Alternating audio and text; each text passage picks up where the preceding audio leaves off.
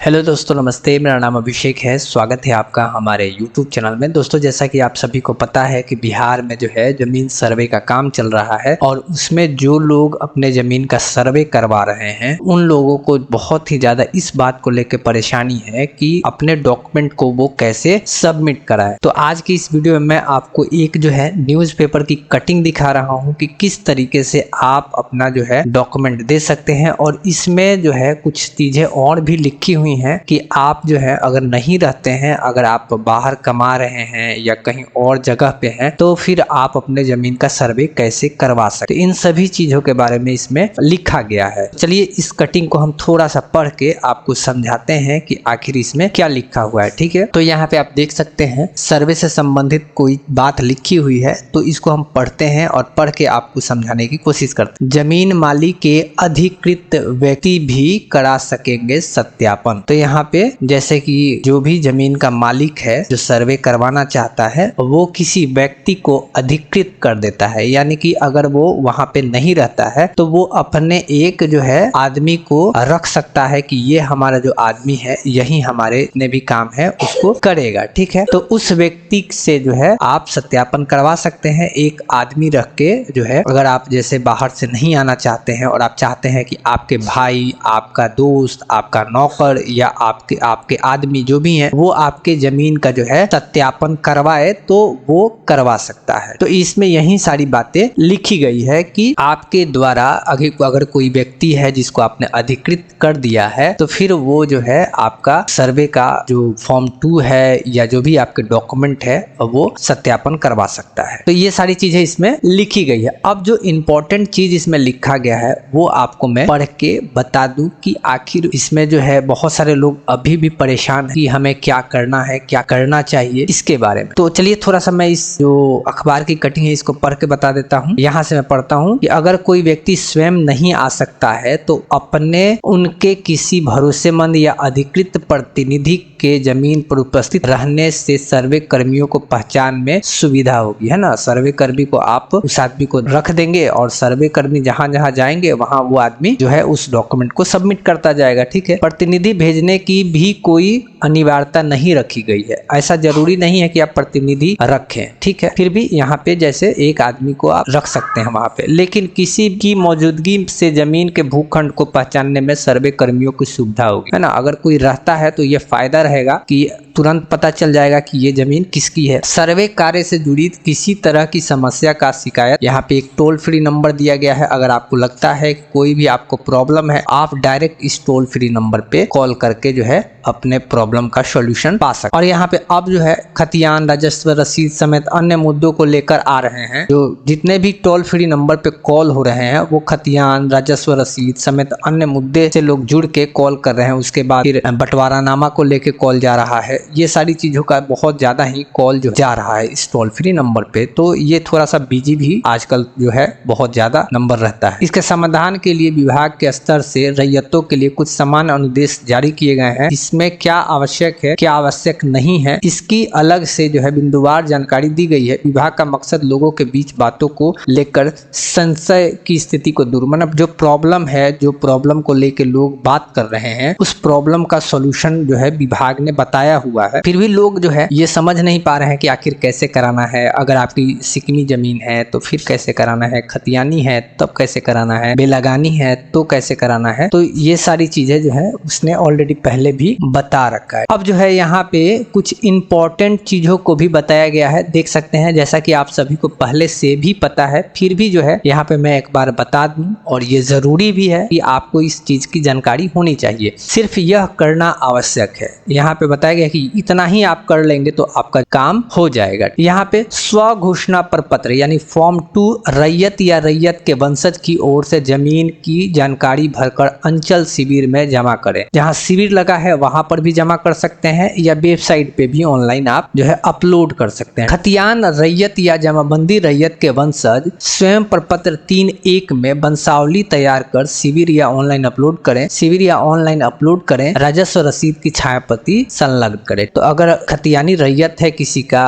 और उसके जमाबंदी जो चल रही है उसके वंशज हैं तो वो जो है 3(1) जो वंशावली की फॉर्म है उसको भर के फिर अपलोड करेंगे। उसमें अगर आपके पास रसीद वगैरह है, जो भी उस डॉक्यूमेंट का साक्ष्य है ना, जरूरी नहीं कि रसीद ही आप लगाएं, आपके पास अगर खतियान है तो खतियान भी आप लगा सकते हैं। तो ये दो हो गया। उसके बाद यहाँ पे एक और चीज लिखा हुआ है कि यदि क्रय मतलब खरीदा हुआ है या बदलैन किया हुआ है। बहुत बार ऐसा होता है कि एक जमीन दूसरे किसी को वहां देके और फिर उसका जमीन हम दूसरे जगह पे ले लेते हैं, तो बदलैन भी किया हुआ है या दान में मिला हुआ है, गिफ्ट में मिला हुआ है। बहुत लोग अपने पहले के जमाने में क्या होता था कि लोग जमीन लिखते नहीं थी, वो अपने पत्नी को, अपने बेटे को, अपने किसी अन्य को जो है गिफ्ट देते थे, है ना। तो दान में मिला हुआ है या वसीयत में मिला हुआ है, तो भूमि हो तो दस्तावेज की छाया प्रति दे सकते हैं। यदि किसी जमीन को लेकर कोर्ट का आदेश है ना, कोर्ट में विवाद चल रहा है, कोई आदेश है, किसी ने जीत लिया है, कोई हार चुका है, तो उस आदेश की छाया प्रति यानी फोटो कॉपी आप जो है लगा सकते हैं। बंदोबस्त भूमि, बंदोबस्त भूमि का मतलब होता है कि कभी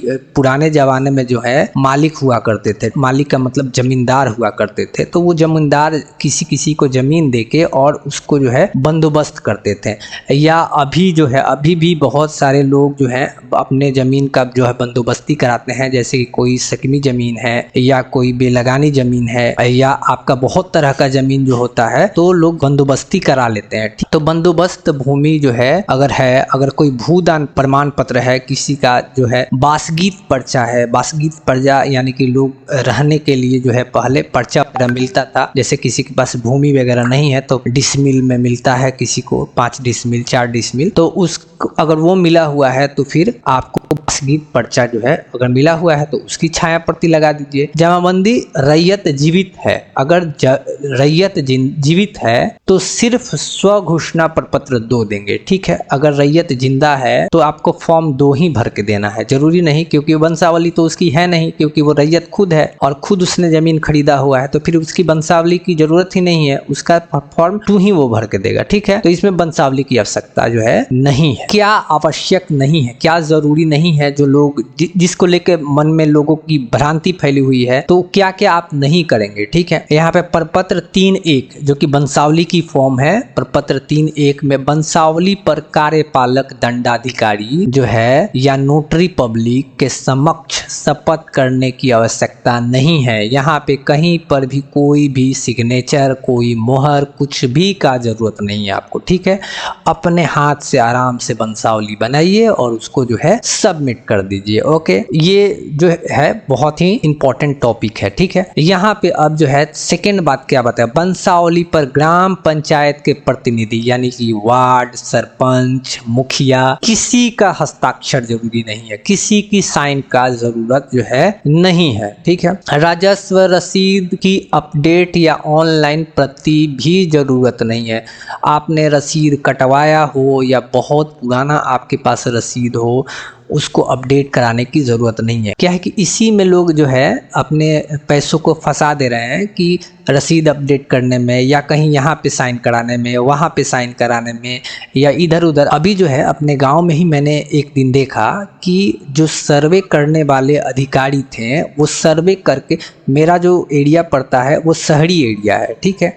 तो शहरी एरिया में क्या है कि बहुत सारे लोग जो है सर्वे वगैरह जो करते हैं, किराया लेके जो है वहाँ पे रहते हैं, तो वो लोग जो है डेली सुबह में सर्वे अपना करने जाते हैं। तो जब वो सर्वे करके आए तब पीछे से जो गांव के लोग हैं वो लोग उनसे मिलने आते हैं, उनको पैसे देते हैं। तो ये सारी चीजें हैं, पैसों की डिमांड भी होती है या नहीं भी होता है ना। तो ये सारा चीज करने की जरूरत नहीं है। अभी बहुत दिनों तक सर्वे चलने वाला है और ये पहली प्रक्रिया है, अभी दूसरी, तीसरी, चौथी ये सारी होने बाकी हैं। तो आपके पास जो भी डॉक्यूमेंट है वो सही तरीके से अपलोड करें।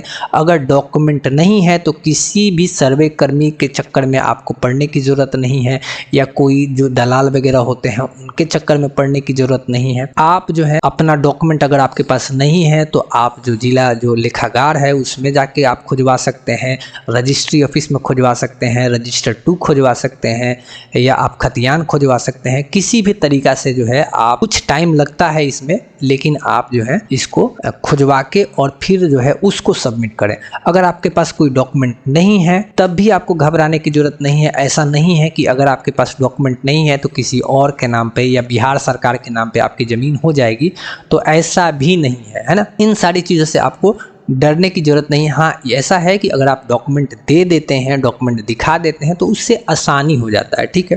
तो ये सारी चीज़ें जो है मुझे आपको बताना था कि क्या ज़रूरत है, क्या ज़रूरत नहीं है। अगर ज़मीन मालिक है और अगर वो बाहर रहता है, विदेश रहता है या कहीं और पे काम करता है और जगहों पे, तो वो अपने अधिकृत व्यक्ति को रख सकता है और आसानी से अपने जो है सर्वे कार्य को करा सकता है। तो आपको घबराने की जरूरत नहीं है। एक बात और मैं आपको बता दूं कि जो है मैंने अपना व्हाट्सएप ग्रुप लिंक जो है अपने डिस्क्रिप्शन में दे दिया है। आप चाहें तो वहां से जो है हमें ज्वाइन कर सकते हैं, ठीक है। ज्वाइन करें और उसमें जो है डिस्कस करें। डिस्कस करने के बाद आपको जो है जरूर अपने जो है प्रॉब्लम का सॉल्यूशन मिल जाएगा। अगर आपको मुझसे पर्सनली बात करना है तो मेरे जो चार्ज है वो 200 रुपीज़ है। 200 मैंने QR कोड डाला हुआ है, आप उस पर पेमेंट करें। पेमेंट करने के बाद आप जो है अपने प्रॉब्लम का सॉल्यूशन जो है बिल्कुल ही आसानी से ले सकते हैं, ठीक है। बहुत सारे लोग पेमेंट नहीं करते हैं और डायरेक्ट जो है मैसेज कर देते हैं। तो भाई मैं आपको बता दूं कि हमारे पास भी अन्य दूसरे भी काम होते हैं। तो आपका जो है आपका मैसेज आता है, हम उसको देखते हैं, फिर थोड़ा टाइम लगता है, बहुत ज़्यादा टाइम भी लग सकता है, लेकिन अगर आप पेमेंट करते हैं तो थोड़ा सा हम आपके लिए समय निकाल के आपको जो है आपकी प्रॉब्लम का सॉल्यूशन दे देते हैं। वैसे आपको व्हाट्सएप ग्रुप में जो है आप जुड़ेंगे तो उसमें जो है आपकी प्रॉब्लम का जो है सॉल्यूशन वैसे भी वहाँ पे मिल जाता है। तो अगर आपको वीडियो अच्छा लगा हो तो आप लाइक करिएगा, चैनल पे नए हैं तो चैनल को सब्सक्राइब करिएगा और वीडियो को शेयर करिएगा कि ज़्यादा से ज़्यादा लोगों तक जो है जानकारी पहुंच सके। तो देखने के लिए बहुत बहुत धन्यवाद।